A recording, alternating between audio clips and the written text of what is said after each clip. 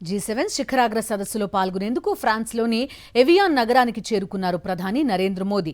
స్లోవేకియా నుంచి జెనీవా చేరుకున్న ఆయన అక్కడి నుంచి సుందర పర్యాటక నగరం ఎవియాన్లో ల్యాండ్ అయ్యారు.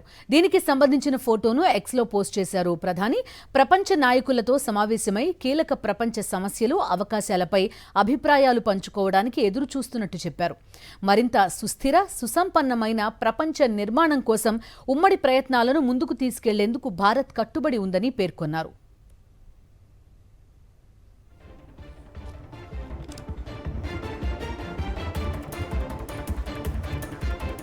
G7 సదస్సు వేదికగా అమెరికా అధ్యక్షుడు డొనాల్డ్ ట్రంప్తో రేపు ప్రధాని మోదీ భేటీ కానున్నారు.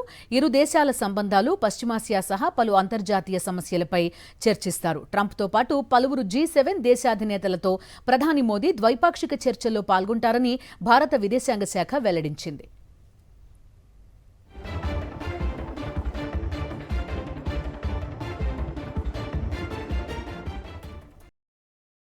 మరిన్ని అప్డేట్స్ కోసం ఛానల్ ను సబ్స్క్రైబ్ చేయండి. నోటిఫికేషన్స్ కోసం బెల్ ఐకాన్ పై క్లిక్ చేయండి.